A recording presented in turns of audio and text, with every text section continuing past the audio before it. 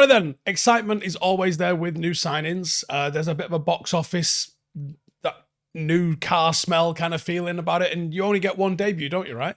There's obviously a lot of anticipation, and we got to feel that once again with both Joshua Zirkzee and Mazraoui making their debut at Old Trafford on Friday night. They obviously made their debut against Fulham, and I thought quite positive performances from both of them. They really didn't disappoint. We even got to see Ligt, even though he didn't feature for very long. So we'll probably cover that one in another video.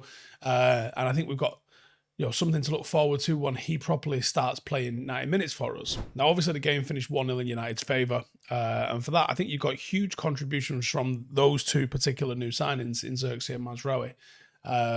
So I thought we would have a look and do 5 things that we learned from Zirkzee and Mazraoui's Manchester United debut. Yes, I'm well aware that that's never fitting on the thumbnail, but by the time you see this, we'll figure it out, innit? Obviously. Right, number 1, match-winning impact. Obviously, Zirkzee scored the winning goal, and that's the one way that you really want to see forwards making their debut. I don't care if he plays well and does nothing. The best thing that could possibly happen is he comes on and he sticks the ball in the back of the onion bag. Sorted. Yeah, like we saw TalkSport, as usual, trying to compare Jamie Vardy, right, with Anthony last season. Why not compare Jamie Vardy to Zirkzee this season? Ridiculous. Anyway, in attack, we had goals, and in defence, or a goal at least, we had control. Mazraoui silenced all the Wan-Bissaka sympathisers straight away because everyone was like, oh my God, that is a performance. He was the right signing at the right time, and we seemingly managed to upgrade our right-back situation and make a profit. We sold Aaron Wan-Bissaka for more than it cost us to bring Mazraoui in, and he was an immediate, for me, he was man of the match. He was fantastic. Now, obviously, the potential man of the match performance from Mazraoui and the actual match-winning impact that we had from Zirkzee is important. But I think having the quality that they have brought into the squad that allows us to keep the opposition guessing makes Manchester United a little bit more unpredictable than we've been previously. And that's always a good thing, especially when it works. Now, Zirkzee's impact makes me question if his best moments will probably come in the sort of acts that we saw Scott McTominay coming into last season, where he did feature and he did get quite a lot of goals. Is that sort of Ten Hag's plan B? Is to have a little bit of a physical specimen coming in late in games. You need a goal, kind of mix up the shape and the formation and see if we can make something happen.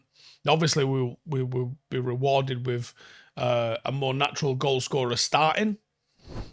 You're also rewarded with a more natural goal scorer than Scott McTominay coming off the bench. So, pretty viable option, potentially. Right, listen up, everyone. We've all got our own bad habits, right? Whether it's biting your nails, spending too much time on your phone, or, the other one. It's tough to break free. But what if I told you there was a new healthy way to handle certain cravings, introducing Fume? Now, that's the sponsor of today's video, and it's a leader in the flavoured air category, and it's a revolutionary flavoured air device. It smells like chewing gum, right? It smells awesome, to be fair. It's a revolutionary flavoured air device that is designed to be the perfect alternative and an enjoyable way to fill that void in a natural, guilt-free way, giving you something to reach for without any of the downsides. Now, it's an award-winning flavoured air device, and it's actually really cool looking, and it's quite satisfying to use. It's really well made, it's quite weighty, it's got a high quality design, and it looks cool. It's not addictive, there's no nicotine, no batteries, no toxic flavours, and it's a pretty good way to replace a bad habit with a good one. Now, you can get all sorts of different flavours. There's cinnamon hearts, there's black licorice, there's going to be something for everyone. This is spearmint, and it's pretty popular because it's refreshing, gives a nice clean sensation without none of the guilt. It draws flavour into your mouth, not your lungs. It's total guilt-free alternative if you're trying to ditch a bad habit. There's no vapor. You can use it anywhere, and it's going to help with things like anxiety. There's all sorts of magnets, snaps, and clicks, and all you got to do is sort of spin it around and adjust how much airflow comes in. If you've got a bit of a habit that you're trying to kick, then this is a bit of a game changer. If you're looking to replace a bad habit with something new and something that's guilt-free, then there's over 300,000 people have had a bit of a success story with trying it, and there's a limited time only. If you use the code Stephen Howson, that's STEPHENHOWSON, then you're going to get a free Fume base when you order your journey pack. So head over to tryfume.com.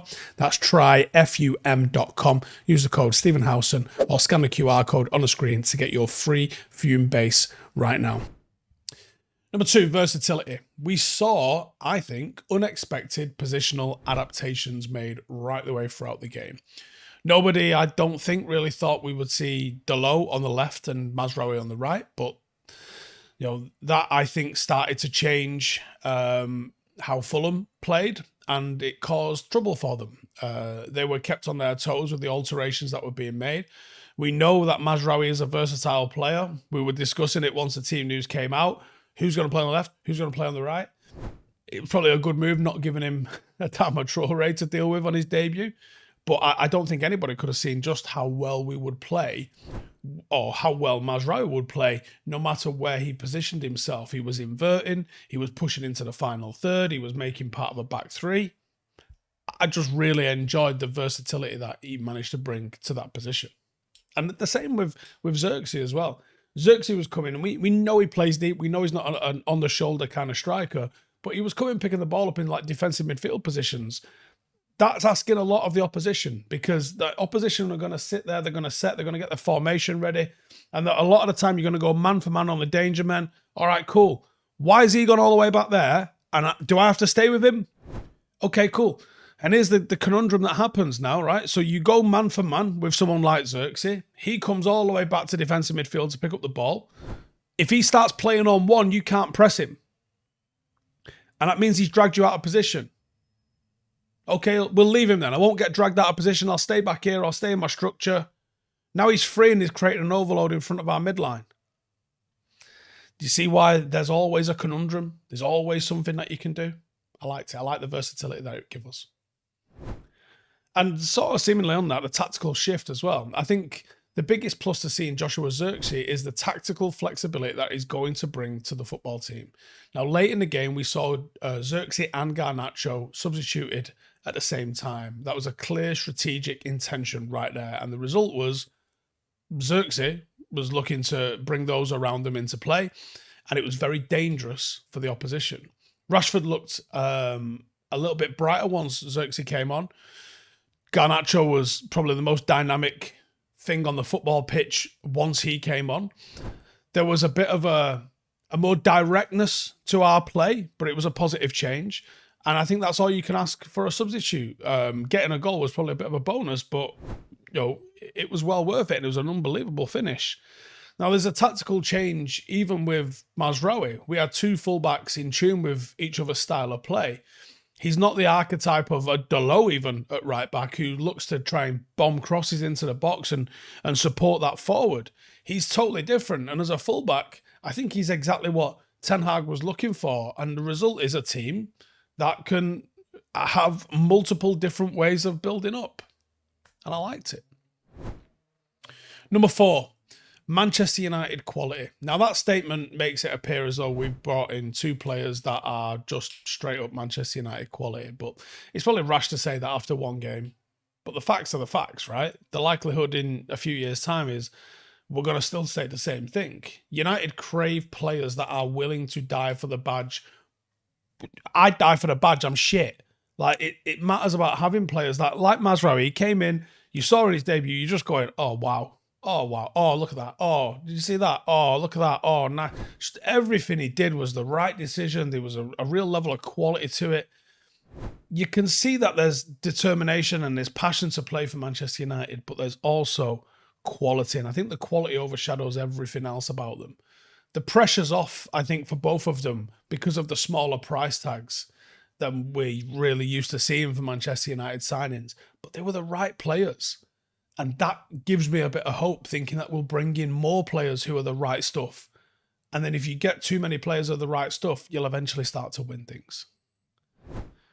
And finally, man, more to come. It's kicked off the season positively.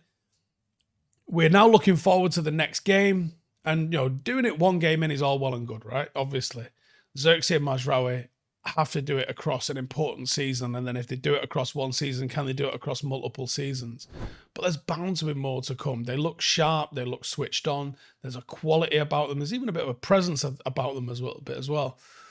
The next 5 fixtures that we've got are different from each other, but give a real snapshot of what life in the Premier League is about. Brighton away, Liverpool at home, Southampton away, Crystal Palace away, and Tottenham at home. Tough games. You could win all of those, and you could easily lose or at least drop points in all of those. No, they're different in terms of the tactics. They're different in terms of the expectations, and they're different in terms of the pressure that you're going to be under.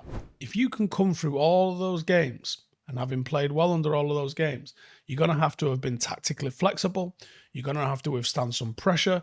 You're going to play with and without the ball at different times. And I think we'll know what these players are about by the end of that Tottenham game. There's definitely more to come from both of them.